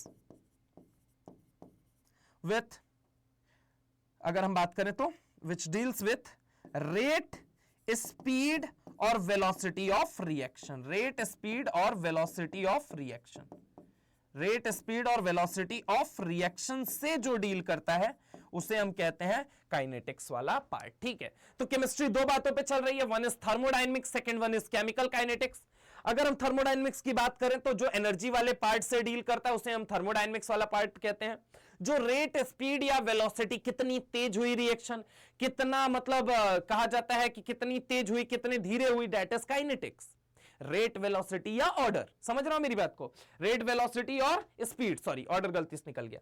थर्मोडायनेमिक्स की अगर हम बात करें तो एनर्जी, रिएक्शन एक्सोथर्मिक है, एंडोथर्मिक है, एनर्जी लगी तो कितनी लगी, निकली तो कितनी निकली, उसे हम कहते हैं थर्मोडायनेमिक्स। अब देखो बेटा होता क्या है कि जब इलेक्ट्रोकेमिस्ट्री एक चैप्टर है तुम्हारे केमिस्ट्री के अंदर, यहां पे समझना, इधर ही बाजू में समझा देता हूं। इलेक्ट्रोकेमिस्ट्री की अगर हम बात करें तो इलेक्ट्रोकेमिस्ट्री के अंदर आप देखोगे तो ई नॉट वैल्यू जो लिखी हुई है किसकी, लिथियम की, इसकी वजह से अगर देखा जाए तो ये तो टॉप पे है, लेकर भारत सरकार का नाम है ना। एक ट्रिक होता है जो कि आपको पढ़ाया भी जाएगा कहां पे, इलेक्ट्रोकेमिस्ट्री में। बस अभी के लिए सुनो कि जो इलेक्ट्रोकेमिस्ट्री में अगर हम बात करें कि जो इलेक्ट्रोकेमिकल सीरीज है, इलेक्ट्रोकेमिकल सीरीज में लिथियम कहां पे है, टॉप पे है। तो सर अगर उस अकॉर्डिंग देखें कि लिथियम अगर टॉप पे है, मतलब ई नॉट सेल की वैल्यू अगर इसके लिए सबसे ज्यादा मोस्ट नेगेटिव है, तो अगर कहा जाए कि ये तो बहुत जल्दी किसी के साथ जुड़ेगा, और बहुत जल्दी किसी के साथ जुड़ेगा, तो बहुत जल्दी किसी के साथ जुड़ने के साथ साथ उसके साथ बहुत अच्छा कंपाउंड बनाएगा। क्यों? क्योंकि साइज है एक्सट्रीमली स्मॉल, साइज है एक्सट्रीमली स्मॉल, और साइज एक्सट्रीमली स्मॉल होने की वजह से हाइड्रेशन इसका बड़ा तगड़ा होगा, और हाइड्रेशन जब बहुत तगड़ा होगा तो हाइड्रेशन एनर्जी बहुत ज्यादा निकलेगी। एक काम करो, पहले इसको एक काम करो, नोट कर लो, फिर मैं इसको वापस समझा देता हूं एकदम फ्रेश पेज पे, नीड नॉट टू वरी। ठीक है, बस इसको देख लो 1 मिनट के लिए, फिर हम आगे चलते हैं इसको। चलिए आगे आते हैं। बात है, मुद्दा क्या है? मुद्दा है मेरे भाई, मुद्दा यहां पे मुद्दा है lithium so gentle reaction, lithium so gentle reaction, gentle मतलब धीमी गति से, धीमी, धीरे धीरे से मेरी जिंदगी में आना। Lithium so gentle reaction with water, gentle reaction with water, with water. Now try to understand होता क्या है, समझने की कोशिश करो। अगर मैं तुमसे बात करूं, यहां पे सुनना, अगर मैं बात करूं ई नॉट वैल्यू इलेक्ट्रोकेमिकल सीरीज के अंदर, किसके अंदर, इलेक्ट्रोकेमिकल सीरीज के अंदर, इलेक्ट्रोकेमिकल सीरीज के अंदर, इलेक्ट्रोकेमिकल सीरीज के अंदर जब आप बात करेंगे तो ई नॉट वैल्यू क्या होता है, लिथियम कहां पे है, ऑन टॉप है, lithium is on top, is on top. और आप कह रहे हो कि यहां धीमी गति से रिएक्ट करेगा। अरे भाई देखो होगा क्या, दिक्कत क्या है, लिथियम नो डाउट मैं मानता हूं कि लिथियम प्लस जो है एक्सट्रीमली स्मॉल साइज होने की वजह से, किसकी वजह से, एक्सट्रीमली स्मॉल साइज होने की वजह से, एक्सट्रीमली स्मॉल साइज होने की वजह से किसी के एनायन को अपनी तरफ अट्रैक्ट कर लेगा। ठीक है, और होगा क्या, लिथियम जैसे ही पानी में जाएगा, तो यहां पे अगर मैं बात करूं लिथियम प्लस है, तो ऑक्सीजन के मॉलिक्यूल जो है वो चारों तरफ से अपने हाथ को पीछे करके, चारों तरफ से मेरे भाई अपने हाथ को पीछे करके, चारों तरफ से अपने हाथ को पीछे करके, चारों तरफ से अपने हाथ को पीछे करके, पार्शियल डेल्टा नेगेटिव रखते हुए, पार्शियल डेल्टा नेगेटिव रखते हुए, हाइड्रोजन का हालत नाजुक करते हुए, हाइड्रोजन की हालत नाजुक करते हुए, क्यों, क्योंकि उनकी इलेक्ट्रोनेगेटिविटी ऑक्सीजन के कंपैरिजन में कम है, तो ये इलेक्ट्रॉन खींचेगा, इलेक्ट्रॉन खींचेगा तो इसके सर पे पार्शियल डेल्टा नेगेटिव आएगा, आएगा, आएगा, आएगा। और जब आएगा तो ये बहुत अच्छी तरीके से इसका क्या करेंगे बेटा, हाइड्रेशन करेंगे। क्या करेंगे, हाइड्रेशन करेंगे। समझ रहे हो मेरी बात को? अरे बोलो भाई, क्या करेंगे, हाइड्रेशन करेंगे। क्या करेंगे, हाइड्रेशन करेंगे। समझ रहे हो मेरी बात को? अब हाइड्रेशन करेंगे तो हाई हाइड्रेशन एनर्जी भी निकलेगी। ठीक है, हाई हाइड्रेशन एनर्जी भी रिलीज होगी, high hydration energy will be released, energy will be released, high hydration energy will be released। और अगर हाई हाइड्रेशन एनर्जी रिलीज्ड होगी तो समझने की कोशिश करना है। यहां पे हाइड्रेशन एनर्जी की अगर हम बात करते हैं तो हाइड्रेशन एनर्जी की यहां पे समझने की कोशिश करो। हाई हाइड्रेशन एनर्जी जब रिलीज्ड होगी, यहां पे मुद्दे का विषय क्या है, the study of energy is known as what, thermodynamics. The study of energy is known as thermodynamics. तो थर्मोडायनेमिक्स तो कह रहा है, मतलब उष्मागतिकीय कह रहा है कि लिथियम को रिएक्ट करना चाहिए। मैं मान गया आपकी बात। The study of energy is known as thermodynamics. क्या होता है, thermodynamics, thermodynamics. But the main problem is what, कि बेटा होता क्या है कि लिथियम का साइज छोटा होने की वजह से, लिथियम की साइज छोटा होने की वजह से, लिथियम का साइज स्मॉल होने की वजह से, किसकी वजह से, स्मॉल होने की वजह से, लिथियम का साइज स्मॉल होने की वजह से इनका जो लैटिस है, इनका जो कनेक्शन है उसको तोड़ना इतना आसान नहीं होता है। स्मॉल होने की वजह से स्ट्रॉन्ग लैटिस बनाता है। क्या बनाता है बोलो बेटा? स्ट्रॉन्ग लैटिस बनाता है। चूंकि ये स्ट्रॉन्ग लैटिस बनाता है तो इस लैटिस को ब्रेक करने के लिए काइनेटिक्स ऐसा कहता है कि हाई एक्टिवेशन एनर्जी चाहिए। क्या चाहिए? To break this lattice we need, to break this lattice we need high activation energy. और हाई एक्टिवेशन एनर्जी अगर चाहिए, हाई एक्टिवेशन एनर्जी, ठीक है, to initiate this reaction high activation energy चाहिए। अब हाई एक्टिवेशन एनर्जी चाहिए मतलब rate of reaction क्या हो जाएगी? स्लो हो जाएगी। तो रेट ऑफ रिएक्शन क्या हो जाएगी बेटा? तो रेट ऑफ रिएक्शन यानी कि स्पीड ऑफ रिएक्शन यानी कि वेलोसिटी ऑफ रिएक्शन क्या हो जाएगी? स्लो हो जाएगी, क्योंकि एक्टिवेशन एनर्जी बहुत ज्यादा चाहिए। तो थर्मोडायनेमिक्स तो कहता है बहुत बढ़िया बात है, इसको रिएक्ट करना चाहिए, लेकिन यहां पे अगर हम बात करें कि इसके पीछे रीजन क्या है धीमी गति से रिएक्ट करने का, वो है काइनेटिक्स। रेट ऑफ रिएक्शन बहुत स्लो होगी, एक्टिवेशन एनर्जी बहुत हाई अमाउंट में चाहिए, that is why rate of reaction slow हो जाएगी। That is why lithium so gentle reaction और व्हाइल रिएक्टिंग विथ वाटर। बात समझ में आई? समझ में आई पक्की? देख लो इसको, फटाफट से देख लो।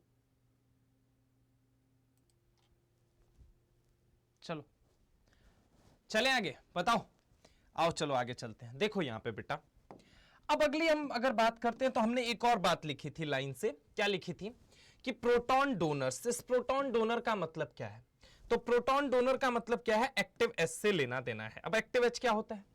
तो बेटा देखो, प्रोटॉन डोनर की अगर हम बात करें, प्रोटॉन डोनर की अगर हम बात करें तो प्रोटॉन डोनर्स तो वैसे कई सारे हो सकते हैं। अब देखो होता क्या है, एसिड जो H+ देता है इसी को कहा जाता है प्रोटॉन। क्या बोला जाता है? प्रोटॉन। प्रोटॉन बोला जाता है, H+ एजेंट प्रोटॉन या प्रोटॉन बोल लो, ठीक है। तो ये क्या है? प्रोटॉन।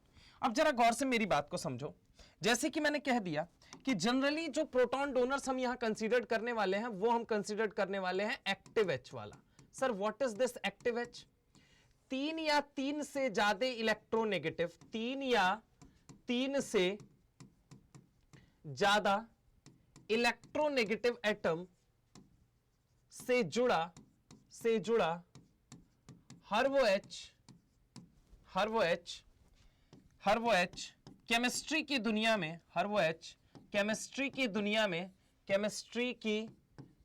में एक्टिव एच कहा जाता है। क्या कहा जाता है? एक्टिव एच कहा जाता है। एक्टिव एच कहा जाता है, उसे हम क्या कहते हैं? एक्टिव एच कहा जाता है, ठीक है। 3 या 3 से ज्यादा इलेक्ट्रोनेगेटिव एटम से जुड़ा हर वो एच केमिस्ट्री की दुनिया में एक्टिव एच कहा जाता है। अब समझने की कोशिश करना है यहां पे। जैसे कि अगर मैं बात करूं, क्वेश्चन यहां पे देखो, मान लो मैंने ले लिया अल्कोहल। अब ऑक्सीजन की इलेक्ट्रोनेगेटिविटी कितनी है? 3.5। समझने की कोशिश करना बेटा। अब इसको मैं किसके साथ ट्रीट करा रहा हूं? अल्कली मेटल के साथ। किसके साथ ट्रीट करा रहा हूं? Alkali metal. तो मेटल का सपना है लाइफ में इलेक्ट्रोपॉजिटिव बने रहना, तो मेटल क्या करेगा भाई? देखो मैं तो M+ बनूंगा, साथ में क्या रिलीज करूंगा? E-, मतलब इलेक्ट्रॉन रिलीज करूंगा। अब देखो जरा गौर से, ये इलेक्ट्रॉन कौन खाएगा? तो जैसे ही अगर मैं बात करूं अल्कोहल में जो H+ निकलेगा, तो ये H+ क्या करेगा? इस इलेक्ट्रॉन को करेगा ट्रैप। जब इस इलेक्ट्रॉन को करेगा ट्रैप तो यहां पे क्या बनाएगा? H free radical. ऐसे ही मान लो 2 H+ थे, 2 मेटल थे, तो इलेक्ट्रॉन भी 2 रहे होंगे, तो ऑब्वियस है यहां पे 2 फ्री रेडिकल बनेंगे। और अगर 2 फ्री रेडिकल बनेंगे तो यहां पे क्या निकलेगा? H2 गैस निकलेगी। कौन सी गैस निकलेगी? H2 gas. साथ में अगर मैं बात करूं यहां पे क्या बनेगा, तो यहां पे बन जाएगा RO- और मेटल प्लस यहां पे क्या बन जाएगा? H2 gas. फॉर एग्जाम्पल अगर मैं तुमसे बात करता हूं कि ये जो मेटल होंगे ये जनरली कौन होंगे, तो बेटा मेटल भी एक्टिव मेटल होते हैं। एक्टिव मेटल में भी अगर हम बात करें तो एक्टिव मेटल फॉर एग्जाम्पल कौन कौन से? तो एक्टिव मेटल होते हैं बेटा सोडियम, एक्टिव मेटल होते हैं बेटा पोटेशियम, एक्टिव मेटल होते हैं बेटा एल्यूमिनियम। सर कहां लिखा है ये बेटा जब आप पढ़ेंगे alcohol phenol ether class 12th के अंदर एक चैप्टर है ऑर्गेनिक केमिस्ट्री का सेकेंड चैप्टर, उसमें जब केमिकल रिएक्शन वाला पोर्शन पढ़ेंगे वहां रिएक्शन विथ मेटल दिया गया और वहां पे लिखा गया। दूसरा मैं आपको बता रहा हूं कहां लिखा गया, जब क्लास 11th के ही ऑर्गेनिक के आप हाइड्रोकार्बन वाले चैप्टर में जाएंगे तो वहां अल्कोहल का एक्टिव मेटल के साथ रिएक्शन करा रखा है, तो इसलिए इसके बारे में आपको पता होना चाहिए। अब फॉर एग्जांपल अगर मैं तुमसे बात करता हूं यहां पे देखो, अब वैसे ही है फिनॉल की रिएक्शन, लो देखो यहां पे फिनॉल के साथ लेट सपोज ये NaOH, ये सॉरी OH है। अब इस OH को लेके मैं ट्रीट कर रहा हूं, किसके साथ ट्रीट कर रहा हूं? NaOH, Na के साथ, ठीक है। तो यहां पे ये क्या बनाएगा? तो यहां पे बनाएगा फेनॉक्साइड आयन। क्या बनाएगा बोलो जल्दी? Phenoxide ion. प्लस क्या बनाएगा? यहां पे H2 गैस बनाया जाएगा। ऐसे ही अगर मैं तुमसे बात करता हूं एसिटाइलिन, सर एसिटाइलिन का कब से मतलब ये एक्टिव H होने लगा? बेटा इलेक्ट्रोनेगेटिविटी होती है 3.5, एक्टिव मेटल के साथ अगर इसको ट्रीट करोगे तो यहां पे आपका क्या बनेगा? यहां पे बनेगा एक्टिव मेटल Am, मैं कह रहा हूं, ठीक है, CH triple bond C minus, और यहां पे क्या बन जाएगा आपका? यहां पे अगर मैं बात करूं Na प्लस, प्लस यहां पे क्या बनेगा? H2 गैस रिलीज हो जाएगी, ठीक है। तो यहां पे अगर हम बात करें, ये सब प्रोटॉन डोनर्स हैं। प्रोटॉन डोनर्स में फॉर एग्जांपल अगर हम बात करें, प्रोटॉन डोनर के कुछ एग्जांपल दे दो सर। तो प्रोटॉन डोनर के कुछ एग्जांपल यूं ले लो बेटा, जैसे कि अगर मैं बात करूं अमीन, NH2 वाला केस ले लो। क्या ले लो? NH2, ठीक है। अमीन ले लो, ठीक है। फिर तुम क्या ले लो? फ्लोरीन के साथ जुड़ा H ले लो। समझ रहा हो मेरी बात को? फ्लोरीन के साथ HF वाला, ठीक है, HF ये वाला, ये भी एक्टिव H है। इसके अलावा अगर मैं बात करूं तो यहां पे अल्कोहल ले लो बेटा। इसके अलावा अगर मैं बात करूं बेटा तो आप एसिटाइलिन ले लो, ठीक है। एक आध दो और केस बन सकते हैं एक्टिव H के, ठीक है। दैट इज अगर जब आजू और बाजू में हाई इलेक्ट्रॉन विड्रॉइंग ग्रुप जुड़ा हो तो बीच वाले मिथाइलिन को, बीच वाली CH2 यूनिट को एक्टिव मिथाइलिन कहा जाता है, ठीक है। तो वो भी हो सकता है, खैर उतना जाने की जरूरत नहीं, लेकिन चलो मैं लिख दे रहा हूं। इलेक्ट्रॉन विड्रॉइंग ग्रुप आजू में हो, किसके? CH2 के, और बाजू में हो तो हम क्या कहते हैं? हाई इलेक्ट्रॉन विड्रॉइंग ग्रुप हो तो हम इसको क्या बोलेंगे? EWG का मतलब इलेक्ट्रॉन विड्रॉइंग ग्रुप, तो इसे हम क्या बोलते हैं? हाई। यहां पे अगर हम बात करें एक्टिव मिथाइलिन बोलते हैं। क्या बोलते हैं बेटा? बोलो जल्दी। एक्टिव मिथाइलिन, इसको हम बोलेंगे एक्टिव मिथाइलिन बोलते हैं, ठीक है। तो ये वो कुछ चर्चा थी कि प्रोटॉन डोनर्स के साथ भी ये रिएक्शन शो कर सकता है। अगली रिएक्शन हम पढ़ेंगे हाइड्रोजन के साथ, तो पहले नोट कर लो इसको। ठीक है, अब सुनो, रिएक्शन विद डाई हाइड्रोजन, दूसरी तीसरी है ना, सॉरी, रिएक्शन विथ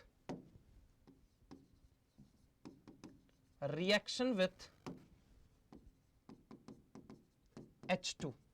बेटा देखो, मेटल को जब H2 के साथ रिएक्ट करोगे तो जनरली होता क्या है? ऑब्वियस है, मेटल वही काम करेगा। मेटल के दो कंपोनेंट बनेंगे, एक M+ बनेगा और एक क्या बनेगा? E- बनेगा। अब H2 क्या करेगा? H2 में अगर हम बात करें तो अपने नेचर के विरुद्ध जाके, हालांकि हाइड्रोजन कभी इलेक्ट्रॉन खाना नहीं चाहता है, लेकिन अपने नेचर के विरुद्ध जाके इसको हाइड्रोजन को इलेक्ट्रॉन खाना पड़ेगा। तो अगर मैं बात करूं 2M है तो ये हाइड्रोजन को अगर हम बात करें, इसके पास एक इलेक्ट्रॉन, इसके पास इलेक्ट्रॉन, अगर हम बात करें, समझने की कोशिश करना, यहां पे ये इलेक्ट्रॉन इनको खाना पड़ेगा। समझ रहे हो मेरी बात को? ये इलेक्ट्रॉन इनको खाना पड़ेगा और इलेक्ट्रॉन खा के ये क्या बनेंगे? तो इलेक्ट्रॉन खा के यहां से ये, सॉरी H2 कह रहा हूं, एक मिनट रुको, यहां पे ये क्या बनेंगे? तो ये बन जाएंगे H- बन जाएंगे। इलेक्ट्रॉन खा के ये क्या बन जाएंगे? H-। एक इलेक्ट्रॉन था, एक इलेक्ट्रॉन था, एक इलेक्ट्रॉन अगर मैंने इनको भी खिलाया, एक इलेक्ट्रॉन इनको भाई साहब को भी खिलाया तो H-। M तो ऑलरेडी क्या बना हुआ है? प्लस बना हुआ है। इसका चार्ज इसके पांव में, इसका चार्ज इसके पांव में, और मेरे भाई यहां पे क्या बन जाएगा? MH बन जाएगा, M+H-। और इसे हम बोलेंगे मेटल हाइड्राइड। क्या बोलेंगे? बोलो बेटा, मेटल हाइड्राइड। इसको हम क्या बोलेंगे? Metal hydride. क्या बोलेंगे? मेटल हाइड्राइड बोलेंगे। क्या बोलेंगे? बोलो जल्दी। मेटल हाइड्राइड बोलते हैं। ये सॉल्ट लाइक होता है। Salt basically what? Salt like hydride, salt like hydride है ना। यहां पे अगर हम बात करें सॉल्ट लाइक हाइड्राइड, और ये कैसा होता है? आयोनिक होता है नेचर में। कैसा होता है? आयोनिक होता है। अब समझने की कोशिश करो, एक चीज समझो, यहां पे अगर मैं तुमसे बात करता हूं कि सॉल्ट लाइक हाइड्राइड क्यों बोला? Salt is basically what? Cation और एनायन का मिक्सचर, तो सॉल्ट लाइक हाइड्राइड बोला। आयोनिक सॉल्ट की तरह होता है। आयोनिक सॉल्ट मतलब एक केटायनिक पार्ट है और एक एनायनिक पार्ट है।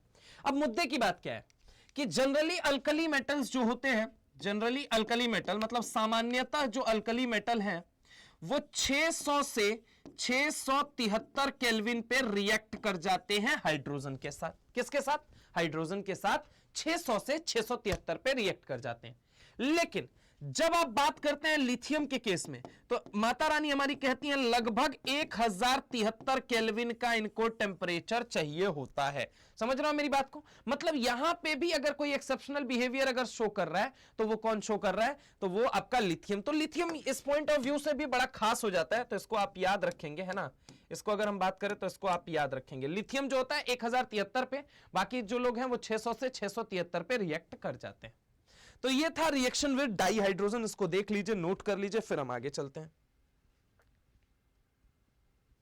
चले, बोलो चले, चलिए। अब हम बात करने जा रहे हैं बेटा, अगर यहां पे हम बात करें तो reaction with, fourth point, reaction with किसके साथ? ऑक्सीजन के साथ, O2 के साथ रिएक्शन करने जा रहे हैं।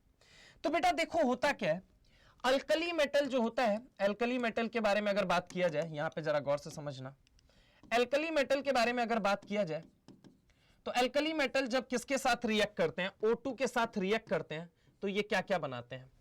तो O2 के साथ जब ये रिएक्ट करते हैं तो ये बनाते हैं O-2, या फिर ये क्या बनाते हैं? यहां पे देखो, ये बनाते हैं मेटल, मेटल, या तो ये क्या बना लेंगे O-2 यानी ऑक्साइड, क्या बना लेंगे? ऑक्साइड, या फिर ये क्या बनाएंगे?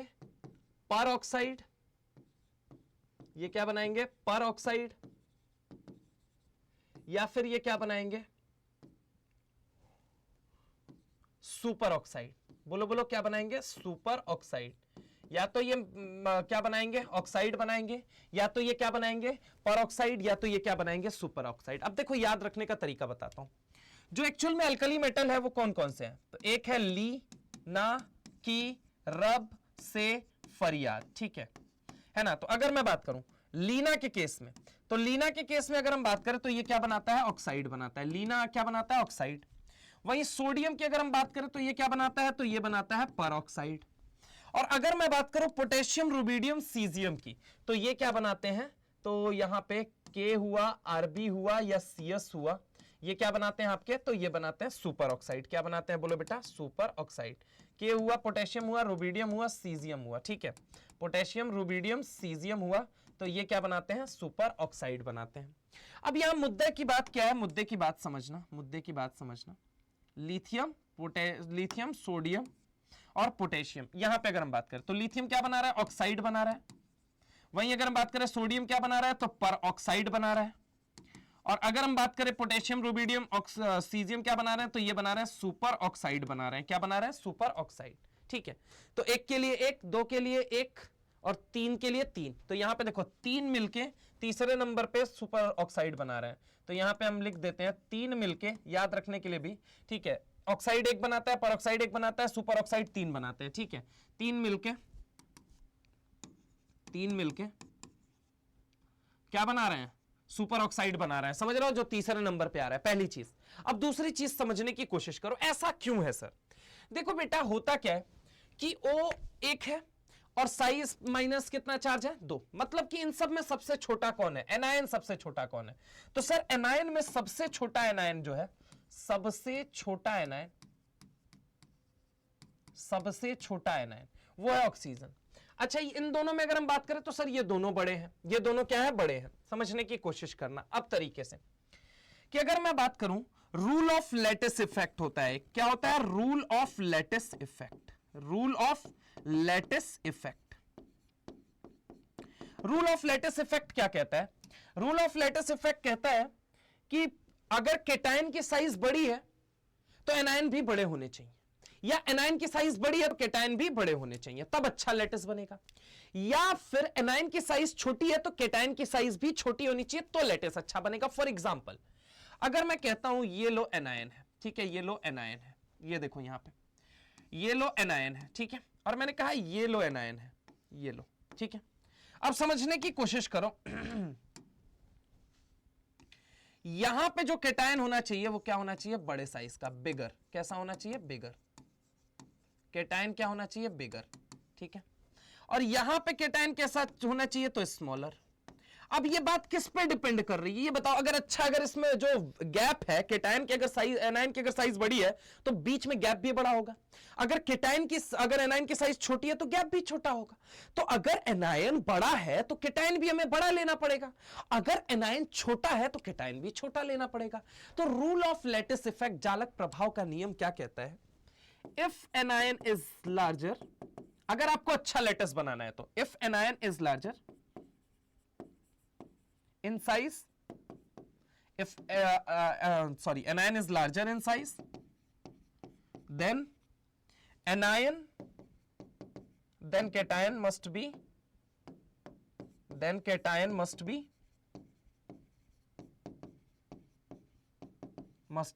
bigger। ठीक है। और अगर मैं बात करता हूं, समझने की कोशिश करो, if anion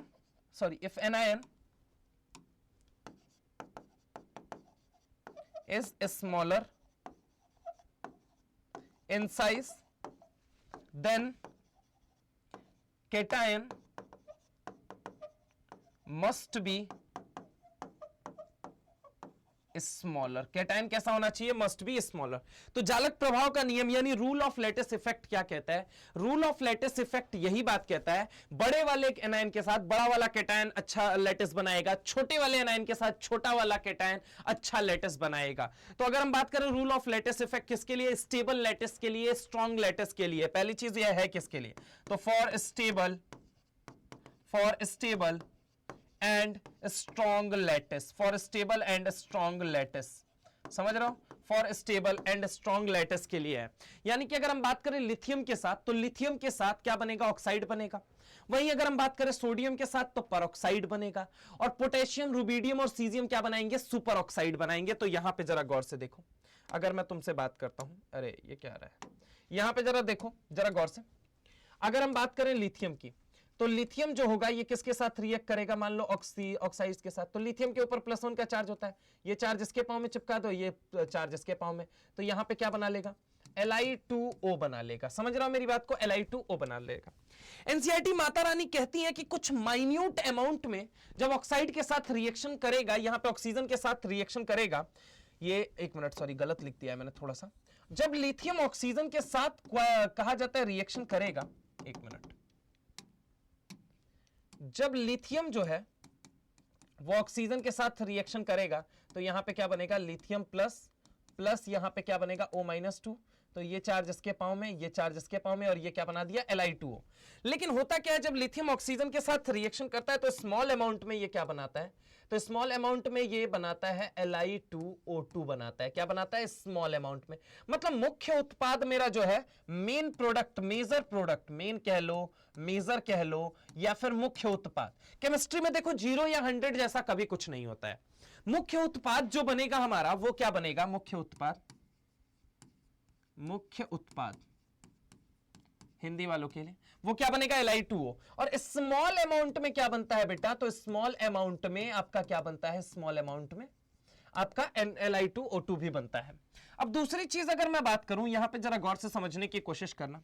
सोडियम को लेके जब हम O2 के साथ रिएक्ट करवाते हैं तो यहां पे क्या बनना चाहिए? O2-2 के साथ, मतलब O2-2 बेसिकली ऑक्सीजन के साथ।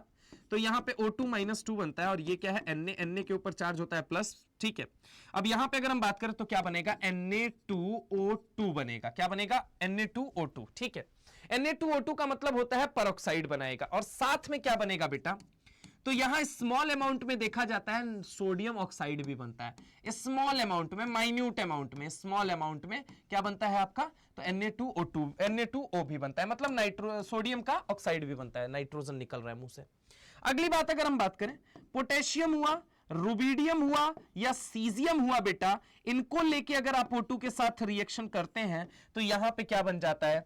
यहां पे बनता है KO2 बनता है। क्या बनता है? KO2। यानी कि अगर हम बात करें सुपर ऑक्साइड, यहां पे भी क्या बनेगा? Rb+O2-। उसके बाद से अगर हम बात करें तो CS+O2-। यानी कि अगर हम बात करें, ये क्या बना लेगा? KO2, ये क्या बना लेगा? RbO2। ठीक है, और ये क्या बना लेगा, CSO2 बना लेगा। ठीक है, यानी कि ये क्या है बेटा, तो ये सब के सब लोग अगर हम बात करें तो ये क्या बना रहे हैं, सुपर ऑक्साइड बना रहे हैं। और ये किसकी वजह से बना रहे हैं, तो जालक प्रभाव का नियम यानी रूल ऑफ लैटिस इफेक्ट किसके लिए होता है, it is for stable lattice या स्ट्रॉन्गर लैटिस के लिए होता है। तो इसको देख लो पहले फटाफट से, फिर हम आगे चलते हैं थोड़ा सा। ठीक है,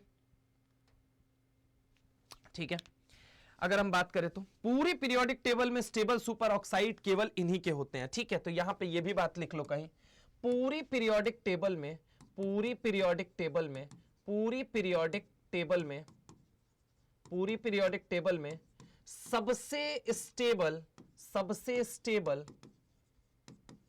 सुपर ऑक्साइड,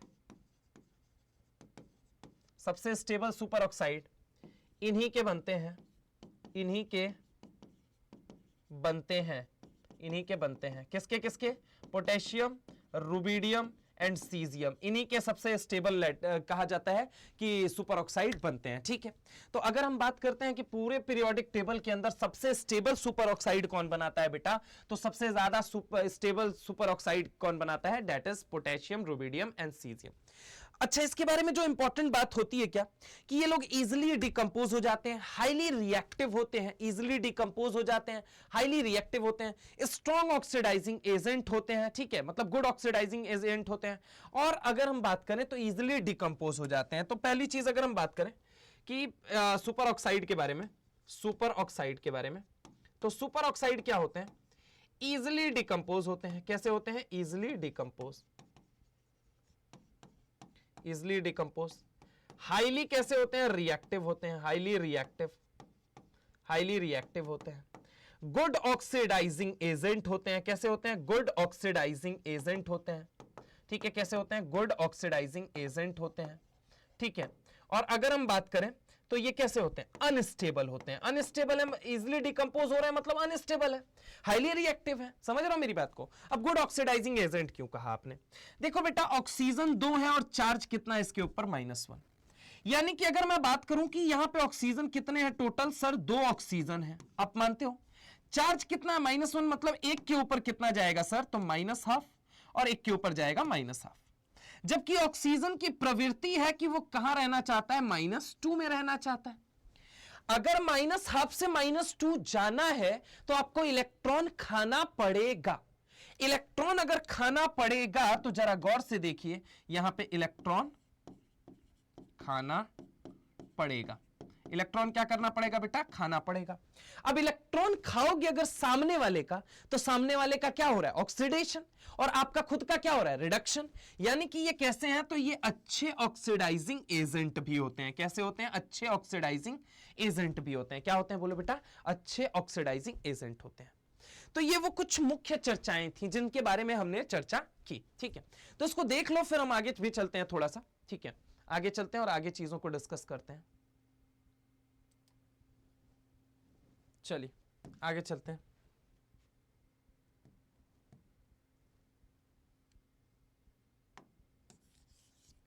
आगे चलते हैं। One more thing we will discuss, then we will leave that. ठीक है,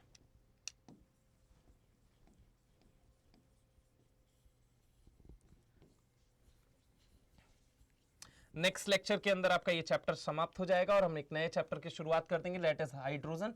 और उसके बाद से इनऑर्गेनिक के अंदर अगर हम आपसे बात करें तो इनऑर्गेनिक का हमारा सिलेबस हो जाएगा समाप्त। ठीक है, चलिए देखिए बेटा, यहां पे अगर मैं आपसे बात करता हूं, समझने की कोशिश करना, KO2 हुआ, RbO2 हुआ या CSO2 हुआ। ठीक है, ये तीनों के तीनों क्या बना रहे हैं, सुपर ऑक्साइड बना रहे हैं। क्या बना रहे हैं, सुपर ऑक्साइड। इनफैक्ट पूरी पीरियोडिक टेबल में पावर भी अगर किसी के पास है ना, तो वो इन्हीं के पास है। अब समझने की कोशिश करो, इनको कहा जाता है, ये लोग होते हैं कलर्ड। ये कैसे होते हैं, कलर्ड। एक बार जेई में क्वेश्चन आ भी चुका है, जेई एडवांस के अंदर, इनफैक्ट एमओटी से रिलेट करके। ये होते हैं कलर्ड, कलर्ड है। और ये कैसे हैं, पैरामैग्नेटिक है। कैसे हैं, पैरामैग्नेटिक है। कैसे हैं बोलो बेटा, पैरामैग्नेटिक है। ठीक है, और एक जबरदस्त ऑक्सीडाइजिंग एजेंट है। ठीक है, अगर मैं बात करूं, कलर्ड होते हैं, पैरामैग्नेटिक होते हैं, और तीसरी चीज स्ट्रॉन्ग ऑक्सीडाइजिंग एजेंट है। तो स्ट्रॉन्ग ऑक्सीडाइजिंग एजेंट का वजह क्या है वो तो हमने सीख लिया, लेकिन फिर भी चलो मैं बता देता हूं। हमने कहा क्या बेटा, O2 माइनस है, ये क्या है O2 माइनस। याद करो O2 माइनस के अकॉर्डिंग इसके आउटर मोस्ट शेल में कितना इलेक्ट्रॉन आएगा सर, 17 इलेक्ट्रॉन आएगा। ये बात हमने चर्चा कर रखी है ऑलरेडी कि ये कितने इलेक्ट्रॉन आएंगे, 17 electron. Now try to understand इसको कैसे भरा जाए। तो sigma 1s2 sigma star 1s2 sigma 2s2 sigma star 2s2, उसके बाद से क्या हो जाएगा, उसके बाद हो जाएगा सिग्मा 2pz2 पाई 2px2 पाई 2py2। समझ रहा हो मेरी बात को। तो ये हो जाएंगे। अब 2 2 4 2 6 2 8 2 10 2 12 2 14, ठीक है 14 इलेक्ट्रॉन हो गए। आगे अगर हम बात करें तो ये क्या हो जाएगा, pi star 2px1 pi star 2py1 है ना, प्लस यहां पे 17 इलेक्ट्रॉन है तो एक और जोड़ दो। तो ये 2 4 ये 2 6 ये 2 8 ये 2 10 2 12 2 14 14 2 16 एक 17 इलेक्ट्रॉन हो गए। तो ये लास्ट वाला इलेक्ट्रॉन कैसा है, अनपेयर्ड है। ठीक है, ये कैसा है, अनपेयर्ड है। Generally unpaired electron containing species are, कहा जाता है generally unpaired electron containing species